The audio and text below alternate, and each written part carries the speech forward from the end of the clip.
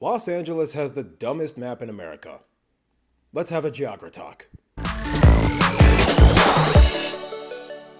So, I live in Los Angeles, and this is something that has always perplexed me. So, cities are kind of weird, you know? Most people assume that cities are just kind of like the large expanses of metropolitan domain that kind of like cluster up in certain areas. And I mean, that assumption kind of makes sense because, I mean, for the majority of the world, this format seems to be kind of the standard. Like, if you look at places like Lusaka, Zambia, or Beijing, or Riyadh, it's just one simple, orderly cluster that wraps around the developed areas that make up the general city boundaries. You know, it's pretty simple. It's like, this is all one unit, right? However, this isn't always and oftentimes isn't the case with a lot of cities across the world. See, every country has their own distinct way of managing their municipalities or statistical regions or districts or whatever stuff that makes up a city, you know, the small parts. And sometimes cities can get a lot more convoluted when there are certain sections within the general metropolitan area that either do not want to be acquiesced or absorbed into it. What does that mean? What does that look like? Okay, let's explain. There are tons of examples across the world and they usually exist in larger cities. For example, London. Generally, most of the urban sprawl belongs to London, but if you zoom in at the very center of the River Thames, you'll notice the City of London enclave that is completely separate from London. That's right, there's a difference between London and the City of London. It has St. Paul's Cathedral and everything. It has its own set of rules and administration. It's considered its own thing. Even the signs are different when you step here as opposed to actual London, to the City of London. And then you have some cases where the developed areas around what is considered a city are not actually incorporated within it. What does that mean? Well, let's look at Tokyo, for example. Most people think that all of this developed area along Tokyo Bay is just all Tokyo. But in reality, Tokyo City only encompasses this skinny sliver that encapsulates most of the important and famous sites, like downtown, the Imperial Palace, Shinjuku Crossing, and even Tokyo Disneyland. Oh, and these little islands offshore. From there, the rest of the neighboring regions are considered separate cities that are not incorporated in Tokyo City proper, like Yokohama, Chiba, and Saitama. And Kawasaki, which is where they make those motorcycles, and it was the first one I ever had, and then I crashed it, but that's another story. I won the settlement, by the way.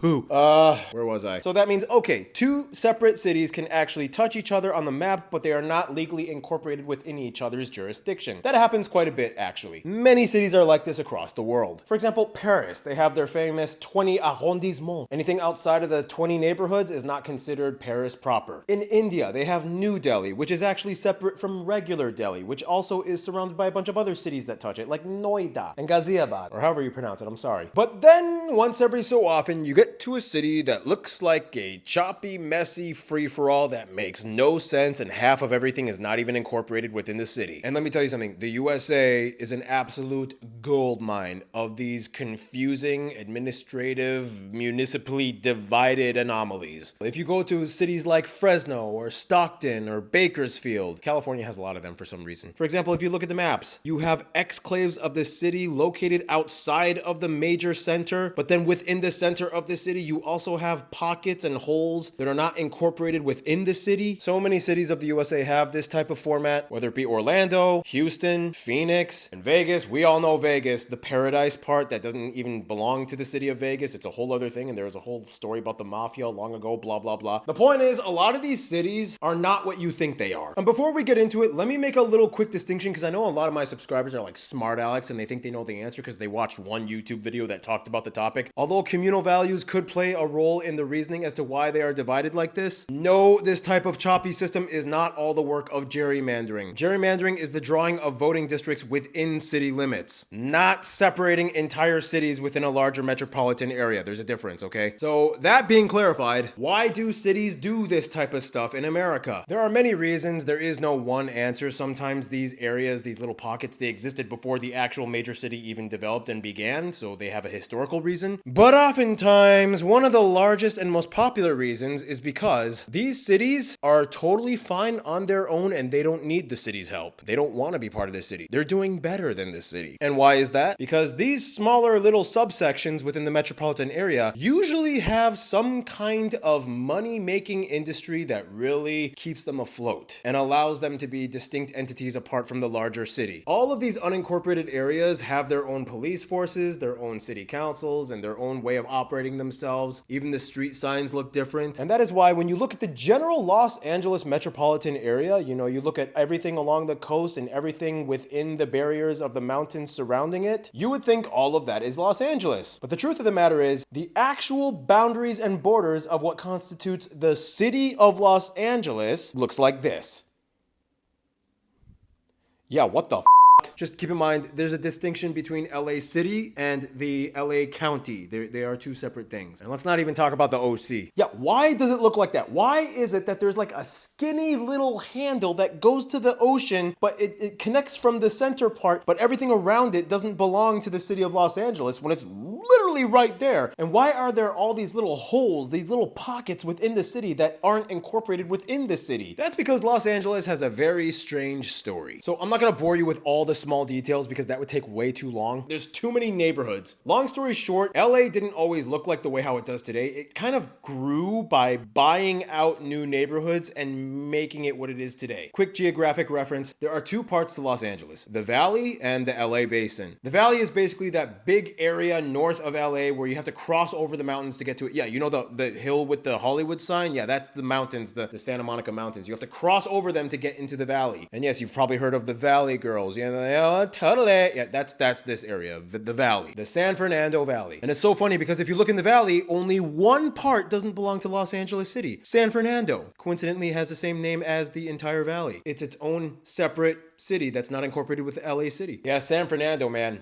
I had to go there. San Fernando. There's the sign. San Fernando, green side Hubbard, white sign Hubbard. There's two Hubbard streets, one in LA, one in San Fernando. So we're here in San Fernando. It looks like a nice, quaint little area. You know, it's got that SoCal vibe. Every one of these little unincorporated areas, they have something important that sets them apart. What's important about San Fernando? They have their own water supply. Over time, LA just kind of acquiesced new areas and neighborhoods to build itself up. And one of the reasons why a lot of these neighborhoods decided to join and secede into Los Angeles City is because Los Angeles does kind of have a strong arm over the water supply. If you don't have your own water supply, you either have to live in an area that is able to financially sustain itself so they can work with LA City to get that water, or you have to have your own water. And that's exactly why San Fernando never joined LA. Apparently, they have a very nice, sustainable underwater aquifer that helps them sustain themselves, so they never needed to join LA. And then when you look at the rest of LA, you look at these pockets that don't belong to it, such as Santa Monica, Beverly Hills, West Hollywood, Culver City, Glendale, and Burbank. Ooh, they definitely don't want to be part of LA. There's a story behind that. And the weird thing is, if you look at the map, it doesn't make any sense because it's like there are literally corridors only like a few meters wide that separate these unincorporated cities. There's one road, 63rd Street, that separates Inglewood from Carson City. Sorry, Culver City, not Carson City. I messed that up. Back to the program. So I went there. All right, 63rd Street right there. We are right in the corridor. See the two red lines? We are in the middle of Inglewood and Culver City, and this specifically right here is Los Angeles City. We're right in the middle. And here's the thing. So what is this skinny little thing that connects the central part of LA to the ocean? That, my friends, is called Harbor Gateway, aka the Shoestring of Los Angeles. LA knew that it needed access to the ocean, but pretty much half of everything on the ocean did not want to be part of LA. Many reasons, but basically they just didn't want to pay into the larger city system. They didn't need them. This skinny, narrow little strip of land is only about half a mile wide, or 0.8 kilometers, and basically LA just bought all these neighborhoods and made it part of their city until it touched the ocean at San Pedro. Why? So they could have part of the largest shipping port in America. That's right, the Port of Los Angeles shares half of itself with Long Beach Port. It looks like it should be one port, but it's actually split between two cities. But you know what's really weird? In the Shoestring, there's even some weird anomalies. Technically, the Shoestring is cut in half. Why? Because at some point, you hit the LA River. And for about 10 feet or like 3 meters, when you walk over the river on the bridge, you are not in LA County. And furthermore, for some weird reason, the city of Gardena is right next to the Shoestring, but Gardena High School is incorporated within LA City. And it's separated by just like a few hundred feet. And even weirder, there is a 4-block by 1-block rectangle of land inside the Shoestring that is exclaved within the Shoestring, but it belongs to Torrance, not Los Angeles. This is the most f***ed up part of the Shoestring, and I call it the knot of the Shoestring. So yeah, I actually went there to show you what it looks like. These two places are located in the strangest area in the Shoestring. You'll see. We are trying to get to the 110, but in order to do that, you have to go across all these lanes to get onto the 110. Luckily, there's a little secret. You can do this. This is how you avoid the stupid merge. You take Wilshire 6th Street and just follow it. It looks like I'm getting off the highway. See all those stupid slow people?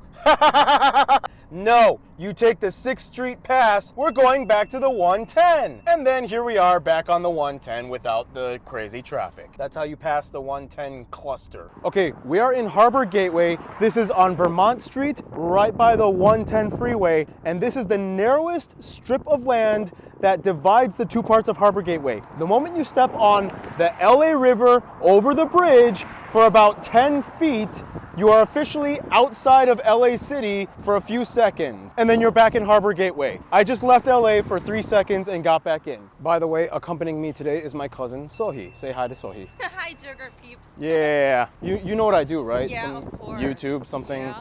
Okay, here's Gardena High School. So right now we're in the town of Gardena. Right when you cross the street, you're at Gardena High School. But Gardena High School is technically not in Gardena. Now, this is the strangest part of the Harbor Gateway knot. For 1 block wide and 4 blocks down, 4 square blocks, for some weird reason, all of that is Torrance within Harbor Gateway. It makes no sense. Sohi, this is my life. I do map and geography stuff. What do you think about it? I think it's fantastic because you do what you like to do. But do you like it? But what about the other areas? Why are all the other pocketed areas not part of Los Angeles? Well, if you look at each of these holes on the map, the little pockets that are not incorporated, they each have a very unique story. For example, as we talked before, Long Beach obviously doesn't need to be part of Los Angeles because they have their own major port. They have their own economic stability via the shipping trade sector. If you look at Santa Monica is actually the end of historical Route 66. You know, the famous signs and the song and all that stuff, 66? That ended in Santa Monica, and there used to be a pier.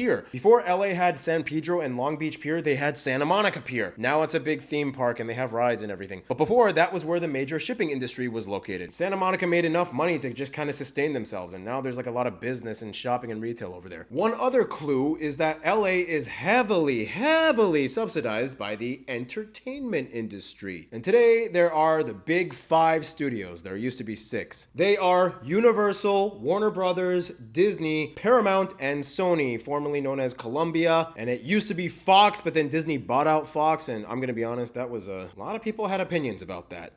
Anywho, now out of all the big 5 studios, only one of them actually lies within LA City proper, Paramount. Otherwise, Culver City has Sony studios, and Burbank has the remaining 3 of them, Disney, Warner Brothers, and Universal. So that explains why those areas don't need to be part of LA. From there, the story just kind of writes itself. And it's like there's this constant like legislative tango dance that they always have to do with each other to figure things out, even though everybody like considers themselves like Angelinos, but technically they're not, but whatever. The unspoken rule is if you touch LA City, good luck. There's a 50-50 chance you might get screwed or you might prosper. Who knows? It's like a mystery box. You don't know exactly what you're going to get if you're going to secede into the city. And it's so funny because in 2002, there was actually a referendum that was held for all of the entire Valley, Hollywood, and the South Bay areas wanting to officially secede from LA City, which would make it even smaller than what it is today. Can you imagine the entire Valley? The motion didn't pass, but it kind of says something about the relationships these areas have with the city of Los Angeles. The point is, I live in a weird city that makes no sense and everything is twisted and backwards and knotted up just like that shoestring. But in the end, we're all SoCal people. It's my weird little home. I don't know how much longer I'm going to last here, but we'll find out. Anyway, cheers. Hope you guys have a good one. Stay cool. Stay tuned.